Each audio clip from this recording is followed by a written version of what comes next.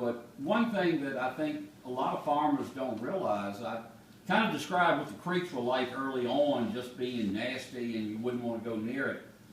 Once you get the cattle out, it cleans up extremely fast. And we have creeks around the whole perimeter of the farm, and it almost became like a park. Grandchildren, I mean, when they're here, it's very few trips we don't go down to the creek. And I've got a playground down there, but you know, they enjoy just putting on knee boots and walking up and down the creek and looking for minnows and that sort of thing. It also gives me a trail around the perimeter of my farm. The old fencing was right on the creek, one side or the other. It was grown up with briars and weeds, and you really couldn't see the fence. Sometimes it was in the woods where a tree would fall on it, and you wouldn't know it until your neighbor called and said, "You've got cattle in my garden, come get them out." This way the fence is visible. I can keep it maintained. Like I say, that fence is 9 years old, 8 to 9 years old. I keep it cut with a riding lawnmower so that the stuff doesn't grow up on it. Weeds that start out as just weeds, pretty soon you've got cedar trees and you've got other things, and your fence, you kind of lose your fence at that point. So it enables you to keep a good maintenance. My wife and I, it's a 2-mile loop around the pastures. We walk that a lot in the evenings when the weather's good, just for instead of walking down the road. And that's just a shot of grandkids and Reba in the creek, my wife. And that shot, if I didn't tell you where it was, you'd think you're up in the Blue Ridge Mountains, but that's right down in the bottom here along the creek. But look how quickly that green has come back and stabilized the banks of the creek, where before I fenced it out, they were all raw. The cattle just spent all of the heat of the day in the creek, on the banks, just totally destroyed. Okay, we talked a little bit about rotating pastures. The picture on the wall shows the yellow lines are divisions, and when I started, all of that whole picture would have been in 2 large pastures. We divided it through Monacan to 14 pastures with permanent fencing, and even within those, I've started dividing those pastures into smaller. Most of those in the acreage are written on them, 5, 6, 7 acres. I think the largest maybe is 9, possibly. And like I say, I'm using a group density of about 30, 35 head with calves. So you've got a total of about 70 animals typically in that. But I've tried to restrict the use of the pasture to only a couple of days. So I'll take a poly wire, and I'll show you that. It's on a reel, like a big fishing reel, and step in post. And that's what you're seeing in that picture. The left-hand side, which is down lower, they grazed that the day before. And then I've just removed the fence so they can now get to the taller grass.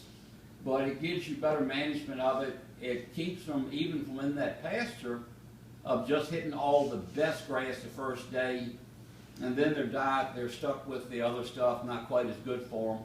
This makes them eat a more balanced meal. It also makes them clean up better as they go, and they don't waste as much grass. If you give them the whole pasture, they're going to waste about half of it just by laying down in it, by wasting in it, and walking trails through it. So you get more production out of your pastures, which allows the other pasture to get longer rest. So you're not going through your rotation as quick.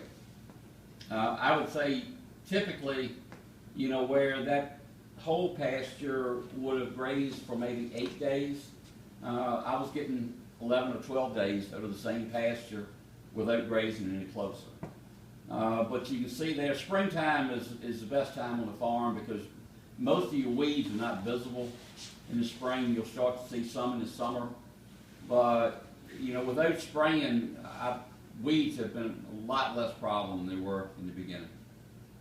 So no herbicides anymore? I do some on my annuals. We'll get to those in a minute. But just straight pastures as native grasses, I have not yet. It's tempting, but I haven't done it yet. The polywire and reel, the driveway you came in on, all of my cattle have got to come back to this loading chute right beside us here to be vaccinated, and that's several times a year to get calves up to sell. I would say typically you're going to get every animal up at least 4 times in the course of a year. And so I can put that one polywire down the side of the road and cattle just move. Typically I just walk behind them and shut the gate when they get through. That's the other big advantage of the rotation. You get control of the animals. They're used to being turned into better pastures when they see you. A little sweet feed helps. That's pretty addictive to them. And but they don't run from you anymore. When they have control of their own environment, they become like wild animals. And they see you, they're going as far away from you as they can. Now they'll come to you when they see you because they anticipate getting something better than what they have. All right, the other problem, as this was going on, I started with about 30 head of cattle the first year, and I was gradually building up the rotation of the pastures, the division fencing.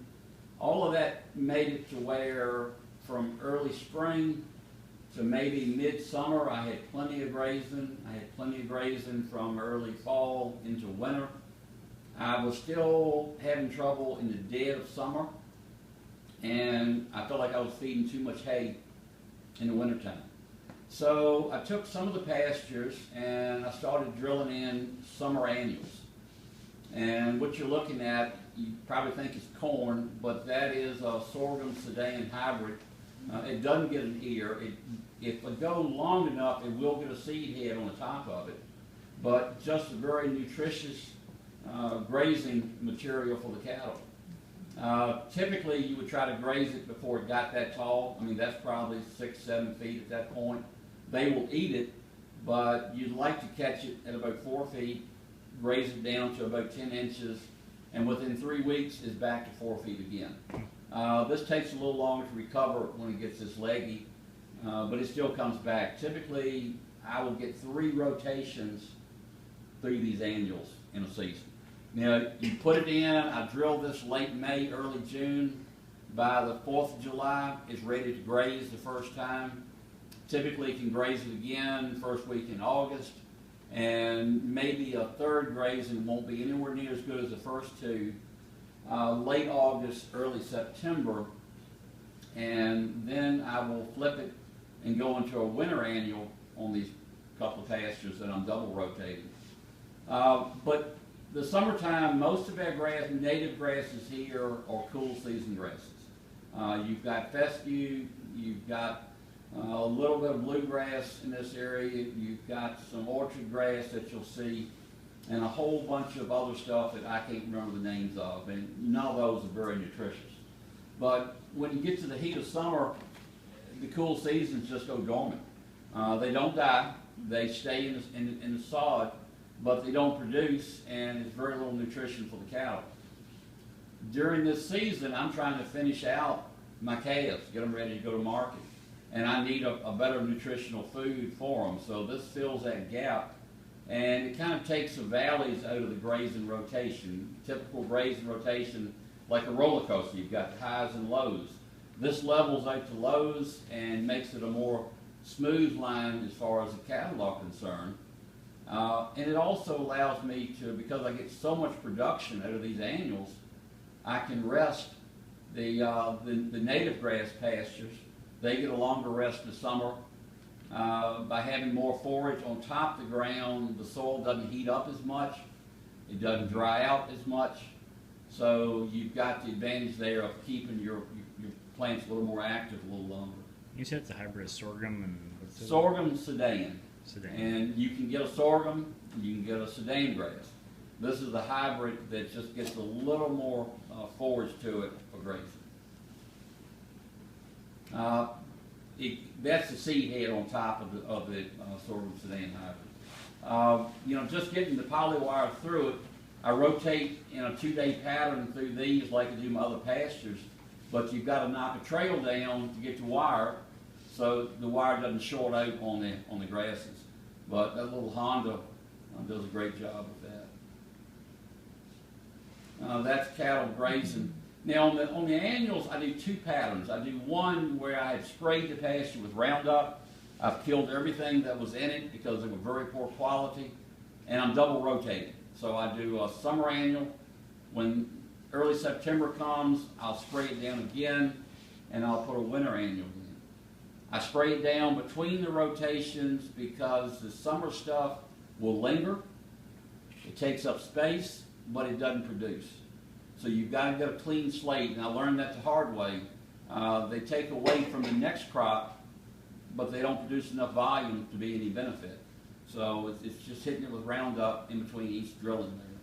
The other type, I take some existing sod pastures for both seasons really, and I'll graze them down a little bit closer than I normally would, maybe down to 3 or 4 inches in height, and then I'll drill an annual crop into the sod.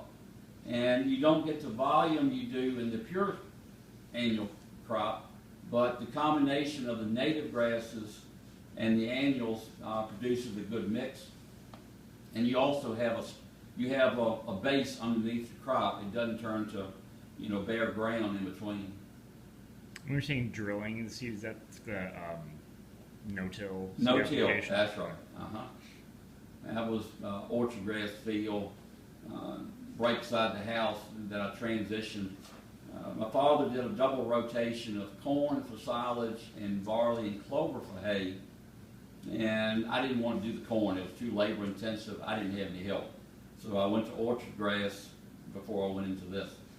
NRCS sponsored a field day back in, I think it was spring of 14. And we did a test of, these are all grass, annual grass, some are grass, some are lagoons, some are other type of